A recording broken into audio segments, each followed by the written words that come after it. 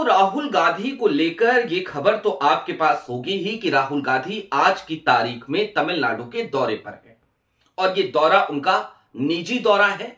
इसके साथ ही साथ यह दौरा इसलिए भी मायने रखता है क्योंकि भारत जोड़ो यात्रा के दौरान उन्होंने इस स्कूल के मैनेजमेंट से एक वायदा किया था। उसी वायदे को निभाने के लिए राहुल गांधी तमिलनाडु पहुंच रहे हैं। लेकिन तमिलनाडु पहुंचने से पहले ही राहुल गांधी अपने दोस्त के साथ खड़े नजर आए। राहुल गांधी ने मोदी सरकार को आड़े हाथों लिया, फटकार लगाई और अपने दोस्त के साथ जाकर खड़े हो गए। कौन है वो दोस्त? जाहिर सी बात है, आप समझ गए होंगे मैं किसका जिक्र कर रहा हूं। और तमिलनाडु की जो सियासत है, जिसमें भारतीय जनता पार्टी किसी भी तरीके से एन केन प्रकारेण एंट्री ले लेना चाहती है, कांग्रेस के मास्टर स्ट्रोक ने यह कहिए कि शाह साहब का पूरा सपना तोड़ दिया है। सारी बातें जरा विस्तार से करेंगे। नमस्कार, मैं स्वप्निल और आप मुद्दा देख रहे हैं। दोस्तों, आगे बढ़े उससे पहले वही छोटी सी अपील। मुद्दा इन दिनों एक गंभीर आर्थिक संकट से जूझ रहा है।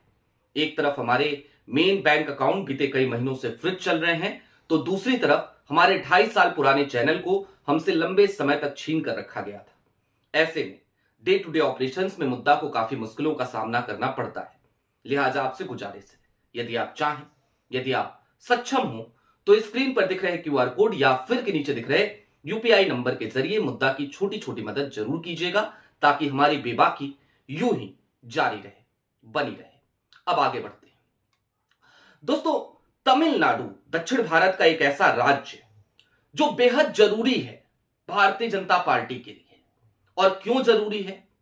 क्योंकि भाई रिसोर्सेज हैं, वहां पर इन्वेस्टमेंट है और तमिलनाडु हर तरीके से एक संपन्न राज्य है।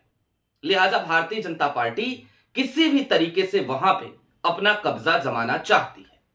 वैसे भी यदि हम दक्षिण भारत की बात करें तो कर्नाटका के अलावा तेलंगाना में, केरला में भारतीय जनता पार्टी लगातार पेंट्रेट करती हुई आपको नजर आएगी। अब दोस्तों, बात लेकिन आज हम जरा तमिलनाडु की और तमिलनाडु की उस सियासत की करेंगे जिसमें कांग्रेस और डीएमके के बीच एक तनातनी चल रही है। और इसी बीच में एक नई पार्टी है, उसने भी एंट्री ले ली है। आप सब जानते हैं, हम बात कर रहे हैं टीवीके की। अब टीवीके के प्रमुख यानी कि थलापति विजय, एक्टर विजय, अभिनेता विजय, दरअसल अमित शाह बीते दिनों जब तमिलनाडु के दौरे पर थे तो भारतीय जनता पार्टी की कोर ग्रुप की मीटिंग चल रही थी और उस बीच मीटिंग अमित शाह ने टीवीके के साथ गठबंधन की संभावनाओं को तलाशने की बात कही। सोचिए, अगर अमित शाह ये कह रहे हैं तो आप बेहतर तरीके से जानते हैं कि वो अगर इस बारे में सोच रहे हैं कि टीवीके के साथ, विजय के साथ गठबंधन करें, इसका मतलब एक बड़े प्लेयर के तौर पर, एक बड़े सियासी प्लेयर के तौर पर थलापति विजय आज नजर आते हैं तमिलनाडु में। उनकी अपनी एक फैन फॉलोइंग तो है ही, वो अलग बात है। दूसरा, तमिलनाडु का जो अब तक का सियासी सफर रहा है, उसको अगर गौर से देखें तो आप ये पाएंगे कि फिल्म जगत से और खास तौर पे तमिल फिल्म इंडस्ट्री से निकले हुए लोगों को वहां पर सियासत में गजब की सफलता मिलती है। जाहिर सी बात है, थलापति विजय ऐसा ही एक अध्याय लिखने जा रहे हैं। लेकिन अमित शाह ने जैसे ही ये गठबंधन की संभावना तलाशने वाली बात कही, तुरंत ही एक जवाब आया और ऐसा लगा जैसे टीवीके ने करारी बेइज्जती करी हो अमित शाह साहब के। और उसके बाद से टीवीके और विजय दोनों ही बिल्कुल निशाने पे आ गए भारतीय जनता पार्टी की सरकार के, केंद्र सरकार के, मोदी सरकार के। क्या कहा टीवीके ने? टीवीके ने सीधे तौर पे यह कहा कि कांग्रेस हमारी स्वाभाविक गठबंधन है, हमारा कांग्रेस के साथ स्वाभाविक गठबंधन है। अब सोचिए, कांग्रेस का वहां गठबंधन डीएमके के साथ है, लेकिन टीवीके ने यह बात कह दी। दूसरी तरफ कांग्रेस में प्रवीण चक्रवर्ती जैसे लोग, शशिकांत सेंथिल जैसे लोग, वो खुद ये चाहते हैं कि कांग्रेस टीवीके के साथ गठबंधन कर ले, जीत की संभावनाएं बहुत ज्यादा बढ़ जाती हैं और ऐसे में जिस तरीके से अब तक एमके स्टैलिन के साथ तनातनी चल रही है और जिस तरीके से कांग्रेस को छोटा भाई बनकर वहां रहना पड़ रहा है, कम से कम वो स्थिति नहीं आएगी। टीवीके के साथ सम्मानजनक तरीके से गठबंधन हो जाएगा। अब इसका एक इशारा आज राहुल गांधी ने खुद दे दिया। राहुल गांधी ने एक ट्वीट किया, आपकी स्क्रीन पर राहुल गांधी का वो ट्वीट है। राहुल गांधी ने ट्वीट किस संदर्भ में किया, आप ये भी जान लीजिए।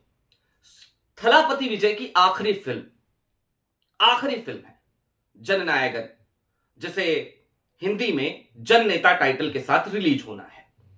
और यह फिल्म 9 जनवरी को रिलीज होने वाली थी, नहीं हो पाई। क्यों नहीं हो पाई?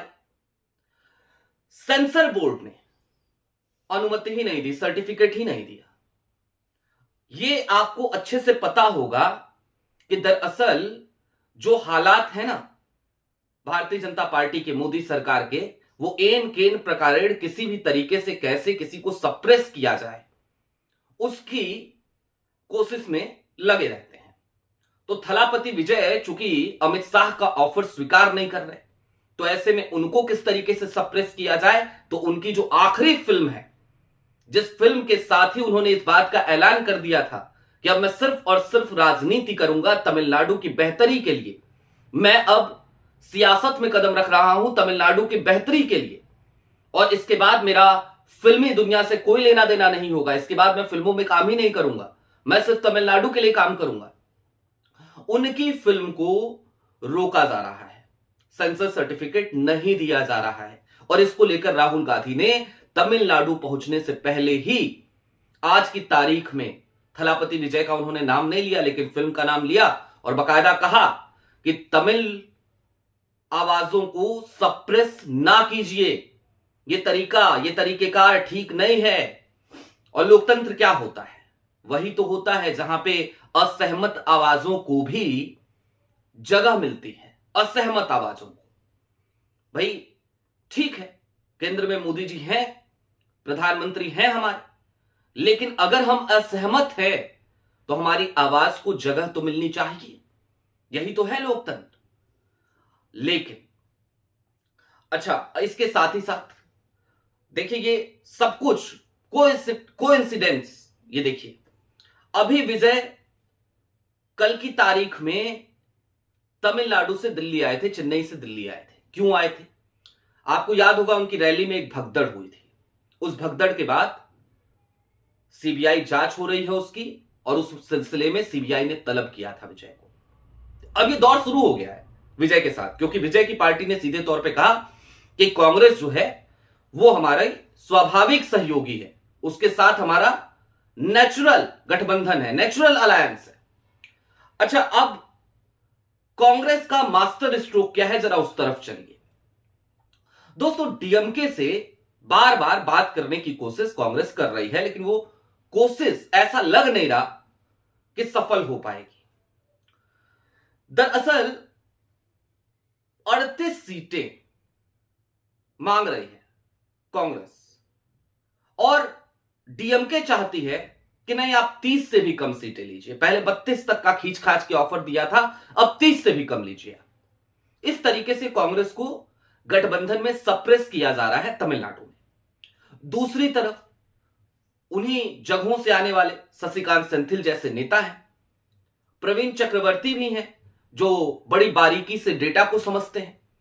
तो प्रवीण चक्रवर्ती सीधे तौर पर कांग्रेस के आला कमान को इस बात का संकेत दे चुके हैं कि तमिलनाडु में यदि कांग्रेस को अपनी स्थिति अच्छी करनी है, मजबूत करनी है, अपने दम पे खड़े होना है, अपने पैरों पे खड़े होना है, तो बेहतर है कि वो टीवीके के साथ चली जाए, थलापति विजय के साथ चली जाए, और थलापति विजय निश्चित तौर पर तमिलनाडु चुनाव में कुछ बड़ा कारनामा करने जा रहे हैं। यह प्रवीण चक्रवर्ती ने भी कहा, यह अमित शाह ने भी कहा।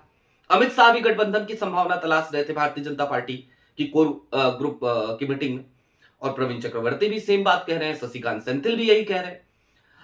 अब चलते चलते एक बात और समझ लेते हैं। मैं बार बार राहुल गांधी का दोस्त क्यों कहता हूं थलापति विजय? ये दोस्ती कोई आजकल परसों की नहीं है। 2009 का साल था, तब राहुल गांधी और थलापति विजय की पहली मुलाकात हुई थी। उस समय थलापति विजय को 2009 के लोकसभा चुनाव में कांग्रेस में शामिल होकर चुनाव लड़ना था। सारी बातें लगभग तय हो चली थी, लेकिन अपनी कुछ कमिटमेंट्स थे विजय के, फिल्मी दुनिया को, फिल्मी जगत को, उनकी कुछ फिल्में बाकी रह गई थी। तो उन्होंने कहा कि मैं जब भी सियासत में आऊंगा, उन्होंने अपना प्लान ड्रॉप कर दिया। उन्होंने कहा मैं जब भी सियासत में आऊंगा फुल फ्लेज आऊंगा, उसके बाद सिर्फ सियासत करूंगा, सिर्फ राजनीति करूंगा। और वो समय अब आया है 2009 के बाद। अच्छा, थलापति विजय और राहुल गांधी, करूर भगदड़ के बाद राहुल गांधी ने पहले थलापति विजय को ही फोन किया, उनसे ही जाना हालचाल, उनसे ही पूछा, दुख जताया। दूसरी तरफ थलापति विजय की तरफ से भी ऐसा नहीं है कि वन साइडेड कम्युनिकेशन चल रहा है, एक तरफा प्यार चल रहा है राहुल का विजय के लिए या विजय का राहुल के लिए। राहुल गांधी जब नेता प्रतिपक्ष चुने जाते हैं तो थलापति विजय राहुल गांधी को बधाई देते हैं, इसकी राहुल गांधी को बधाई देते हैं।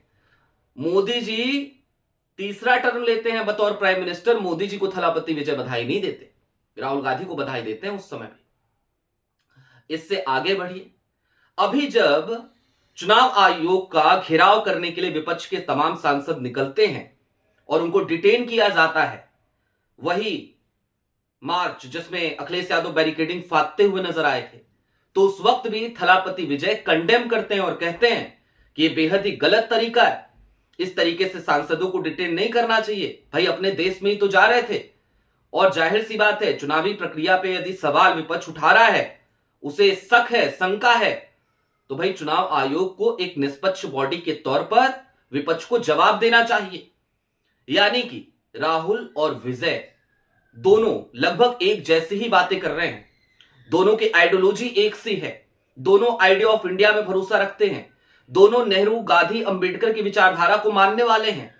और इन सब के दरमियान राहुल गांधी का आज एक ये ट्वीट करना और अपने उस पुराने दोस्त के साथ जाकर खड़े हो जाना, मोदी सरकार को आड़े हाथों लेना, घेरना उस फिल्म को लेकर के, ये इस बात का संकेत है कि तमिलनाडु की सियासत में कांग्रेस और टीवीके वो दोनों ही एक दूसरे के बेहद करीब हैं और किसी भी पल इस बात का ऐलान हो सकता है।